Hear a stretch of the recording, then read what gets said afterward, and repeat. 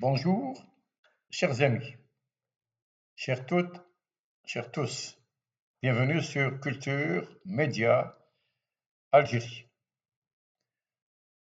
Aujourd'hui, j'ouvre les portes d'un lieu imaginaire et intemporel, le café de l'au-delà.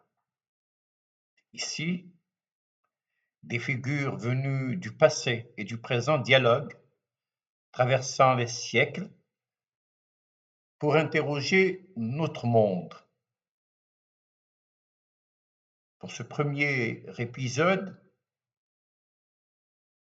j'ai choisi quelques personnages: Antigone, Béhia, Louise Michel, Che Guevara et l'Arbi Ben Mehdi qui se retrouvent parmi nous. Leurs paroles, nées dans des contextes historiques différents, résonnent avec une actualité brûlante, car si les technologies changent, si les sociétés se transforment, l'éthique et l'humanité semblent s'effacer, laissant place à un sujet collectif, réduit au rôle de consommateur. La démocratie, elle, se rétrécit, confisquée par des groupes restreints qui décident pour tous. Le colonialisme, loin d'être relégué au passé, a détruit des peuples et des cultures, mais il semble aujourd'hui célébré par les anciens colonisateurs qui reproduisent les mêmes pratiques et diffusent les mêmes discours. Ce qui était hier domination militaire et territoriale devient aujourd'hui domination économique, médiatique et culturelle. Les peuples, eux, continuent de subir les effets de cette logique prédatrice, tandis que les puissances s'arrogent le droit d'écrire l'histoire et de définir l'avenir. Nous vivons une époque de bouleversements extraordinaires: mondialisation, intelligence artificielle, crise écologique, guerre et recomposition géopolitique. Pourtant, malgré ces changements, l'homme disparaît derrière les écrans, derrière des algorithmes et des marchés. La démocratie se pervertit, le théâtre et la tragédie se vident de leur sens et la parole se réduit à des slogans. L'information se mue en mot d'ordre et en propagande. C'est dans ce contexte que je fais revenir ces personnages pour qu'ils nous interrogent et nous rappellent que l'histoire n'est pas finie. Au café de l'au-delà, Antigone, Dehya, Louise Michel, Che Guevara et Ben Mehdi dans le monde d'aujourd'hui. Ils sont là, ils marchent lentement, comme s'ils sortaient d'un gouffre de siècles. Leurs pas ne font pas de bruit, mais le sol tremble. Le regard traverse les écrans, les vitrines, les parlements. Ils ne sont pas revenus pour juger, mais pour comprendre, pour interroger, pour se perdre peut-être. Antigone, personnage de Sophocle, drapé dans sa parole nue, cherche encore le corps de son frère. Elle ne comprend pas qu'on puisse enterrer des vérités sous des hashtags. Elle voit des lois sans justice, des silences plus lourds que les pierres de Thèbes, la montée des technologies et du capital prédateur. La démocratie n'est nullement la sienne, ni d'ailleurs le théâtre. Elle découvre une perversion de la tragédie et de la démocratie. Elle murmure: le droit des dieux n'a pas changé.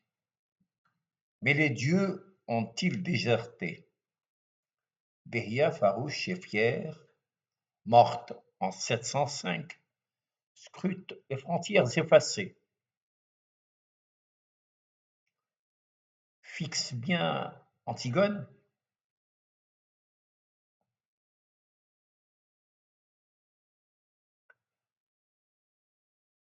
Elle sait que les mémoires sont mutilées un peu partout sur cette terre. Elle voit des enfants qui ne savent plus nommer leur terre, des femmes qui résistent sans nom. Elle découvre d'autres mondes. Elle dit: j'ai brûlé mes royaumes pour qu'ils ne soient pas souillés. Et vous, que brûlez-vous? Louise Michel, l'institutrice insurgée de la Commune de Paris en 1871, s'arrête devant une école fermée, un hôpital privatisé, une barricade virtuelle. Elle voit à Paris des révoltes sans livre, des slogans sans souffle, une forte poussée de l'extrême droite. Elle écrit sur un mur, puis elle découvre que les pauvres sont toujours pauvres, que la démocratie telle qu'elle est aujourd'hui en Europe sert le capital et que ce n'est plus la démocratie originelle. Elle s'interroge. L'éducation est une insurrection lente, mais qui ose encore apprendre à désobéir. Che Guevara, le médecin devenu guériro, regarde les multinationales, les drones, les banques. Il voit des peuples anesthésiés, des révolutions sponsorisées, le droit mis à mal. Il constate le retour du colonialisme et observe la poussée timide des BRICS. Il rit amer. J'ai cru que le monde se soulèverait, il s'est connecté. Larbi Ben Mhidi, l'un des leaders de la lutte de libération algérienne, le stratège silencieux, marche dans une rue d'Alger. Il voit des jeunes qui dansent, qui crient, qui espèrent. Il voit aussi la peur, la fatigue, les compromis. Il ne comprend pas. Il dit doucement: j'ai jeté mes grenades pour éveiller les consciences. Et vous, que jetez-vous dans vos urnes? Ils ne sont pas là pour condamner. Ils sont là pour écouter, pour transmettre, pour se laisser traverser par ce monde qui les dépasse, les fascine, les déçoit. Ils ne cherchent pas à revenir. Ils veulent que nous avancions. Et dans un souffle commun, ils disent: ce n'est pas notre époque, mais c'est encore notre combat. Ces voix venues de l'au-delà nous rappellent que l'histoire n'est pas un musée, mais un champ de bataille, une continuité. Antigone, Dehia, Louise Michel, Che Guevara et Ben Mhidi nous disent que la démocratie, la liberté et la justice ne sont jamais acquises. Elles doivent être réinventées, défendues et vécues. Merci, chers amis, d'avoir suivi Culture Média Algérie. abonnez-vous, partagez et rejoignez-nous au Café de l'au-delà, là où les morts et les vivants dialoguent, pour éclairer notre présent avec amour, avec tendresse, avec passion. Car si ce n'est plus leur époque, c'est encore leur combat.